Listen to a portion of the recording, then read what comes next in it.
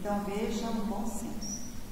Ele se revelando como fiel administrador dos bens que então Deus lhe emprestara. Era um dispensador realmente inteligente dos bens que Deus lhe emprestara. Nós também, meus irmãos, como Mateus, um dia vamos prestar contas dos mínimos bens que nós recebemos.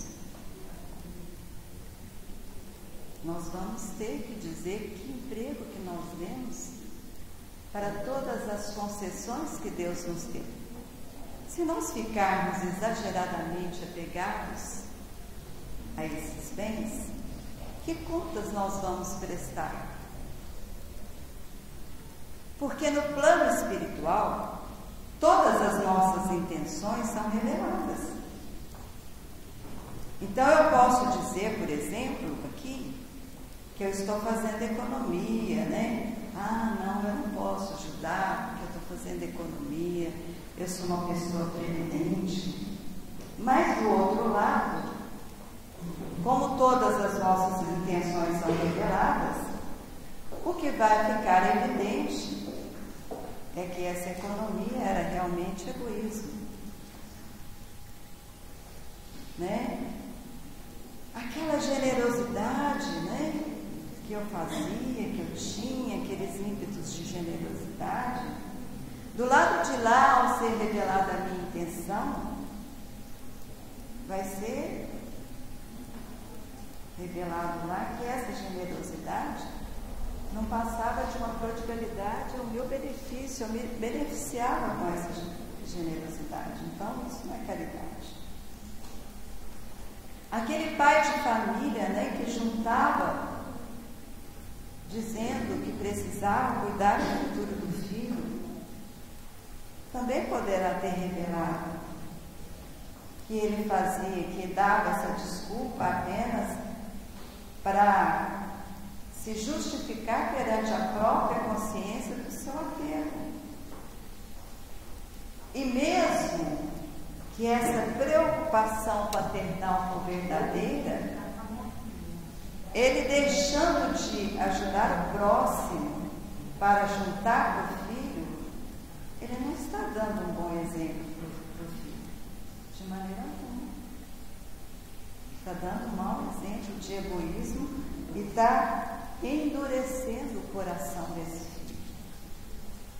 Sobre a transmissão das riquezas, Kardec faz uma pergunta muito interessante para a espiritualidade. Ele diz assim: se nós somos apenas os depositários dos bens, o homem tem direito de deixar aquilo que ele ganhou para os filhos? Se eu sou só depositário, eu vou ter que devolver. Se eu sou só depositário, eu posso deixar? E o Espírito de São Luís responde o seguinte: o homem pode perfeitamente transmitir o empréstimo que recebeu, uma vez que Deus o retirará quando julgar conveniente. Então, o pai tem o direito de deixar a fortuna para o filho, mas se essa fortuna vai ficar com ele ou não vai ficar, depende da necessidade espiritual desse homem. O que ele deve aprender? Voltando às instruções de Lacordaire, ele diz que aquele homem que faz fortuna com o próprio trabalho, se ele deve procurar fazer a caridade por todos os meios que ele puder. E se ele fizer isso, a caridade que ele fizer, na caridade que ele fizer, ele terá muito mais mérito do que uma pessoa, a caridade que faz uma pessoa bastante.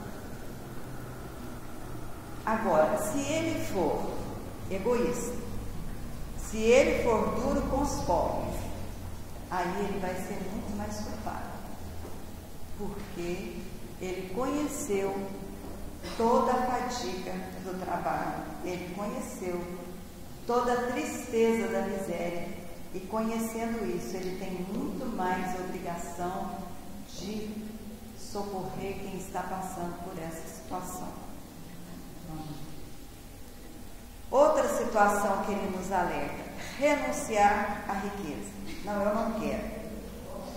Eu vou ser um mendigo de agora em diante, não quero ser rico. Isso é compreender, isso não é ser desapegado. É compreender mal o desapego, porque daí a gente se torna um peso para a sociedade. Ou então a pessoa renuncia à riqueza para isentar-se da responsabilidade de ter que gerir aquela riqueza. Isso também não é desapego. Porque Deus dá a fortuna a quem Ele julga capaz de gerir aquele bem em benefício de todos. E se a pessoa renuncia, ela também renuncia ao bem que ela poderia fazer administrando bem aquela fortuna que lhe foi dada. Como Zaqueu, né? Que soube administrar. Por outro lado, também esbanjar a fortuna não é desapego.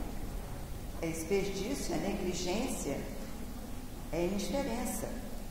E essa prodigalidade, esse esbanjamento, não é generosidade, mas uma forma de egoísmo. O homem é um depositário dos bens de Deus, então ele não pode dilapidar uma fortuna e nem confiscar essa fortuna em seu próprio benefício. Mas então, meus irmãos, em que consiste o verdadeiro desapego? E Lacordaire nos ensina em que consiste o verdadeiro desapego. Ele diz o seguinte: o verdadeiro desapego consiste em apreciar a fortuna pelo seu justo valor, servir-se dela para os outros e não só para si, não sacrificar os interesses da vida futura por ela e perdê-la, sem murmurar, se Deus nos retirar. Então, o verdadeiro desapego é ter da fortuna, apreciar a fortuna pelo seu justo valor, utilizá-lo para nós e para os outros, nunca sacrificar os interesses espirituais por causa dos materiais, e se essa fortuna nos for retirada, nós aceitarmos sem murmurar. Se por um revés da vida a fortuna nos for retirada, nós devemos fazer como fez Jó: Senhor, vós me deste, vós a retirais. Seja feita a vossa vontade. Jó foi um personagem bíblico, um homem riquíssimo, que perdeu tudo que ele tinha, inclusive a família, e ainda passou por doenças terríveis. E ele dizia: Senhor, vós me destes, vós me tiraste. Seja feita a vossa vontade. E nós devemos lutar. Em primeiro lugar, nós devemos ser submissos à vontade de Deus. Quem está no controle de toda a situação é Deus, não somos nós. Então nós devemos, em primeiro lugar, ser submissos. Em segundo lugar, termos fé para suportar e superar com coragem o abatimento que vem de uma situação dessas. E não cair no desespero que paralisa as nossas forças. Jó, apesar de toda a fé, de toda a aceitação que ele tinha, caiu ainda em profunda depressão. Mas ele não blasfemava contra a vontade de Deus. Porque nós sabemos, meus irmãos, que ao lado de toda a prova, Deus nos envia uma grande consolação. E que na terra existem bens muito mais preciosos do que apenas os nossos bens materiais.